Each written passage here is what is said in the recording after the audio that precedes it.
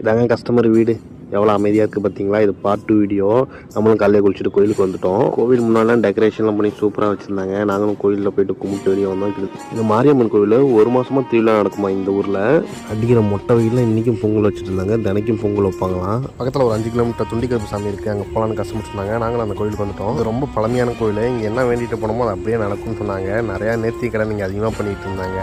பார்த்தா உங்களுக்கே தெரியும், நிறையா திரிசூலம் கூட நட்டு வச்சுட்டு இருக்காங்க. இதெல்லாம் பக்தர்கள் வந்து நேர்த்தி கடன் வச்சது தான். கூட்டம் பார்த்தீங்கன்னா கோடான கோடி மக்கள் இங்கே நிறைய பேர் வந்துட்டு இருக்காங்களாம். இந்த கோயில் ரொம்ப ஃபேமஸான கோவில். இந்த படம் ஷூட்டிங்லாம் எடுத்திருக்காங்க. அது இல்லாமல் நாங்களும் சாமியெல்லாம் கும்பிட்டுட்டு வீட்டுக்கு கிளம்பிட்டோம். வீட்டில் சாப்பிட்டுட்டு ஒரு 2 மணிக்கே கிளம்பிடலாம்னு கஸ்டமர் சொல்லிட்டாங்க சென்னைக்கு.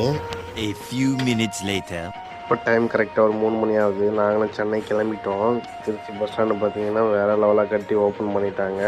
நாங்களும் பிரேக் விட்டுறலான்னு நிப்பாட்டினா தான் பார்வதி பவான். சமயபுரம் டோல்கேட்டுக்கு முன்னாடி வருது. நாங்களும் டீ காஃபிலாம் குடிச்சிட்டு அங்கே நாங்களே கிளம்பிட்டோம். கிளம்ப கொண்டதில் லைட்டாக மழை பெஞ்சுது. எங்கடா போகும்போது தான் அப்படி வரும்போது அப்படியா அப்படின்னு நினச்சிக்கிட்டே வந்தோம். ஆனால் அதிகமாக மழை எதுவும் பெய்யல. நாங்களும் நான் ஸ்டாப்பாக எங்கேயும் நிப்பாட்டாமல் நாங்களும் சென்னைக்கு வந்துட்டோம். நான் டிராஃபிக்லாம் மாட்டி கஸ்டமரை போய் வீட்டில் விட்டுட்டு பேமெண்ட் வாங்கிட்டு நானும் வீட்டுக்கு கிளம்பிட்டேன். இந்த வீடியோ பிடிச்சிருந்தா லைக் பண்ணுங்கள். நெக்ஸ்ட் வீடியோவில் சந்திப்போம். பாய்.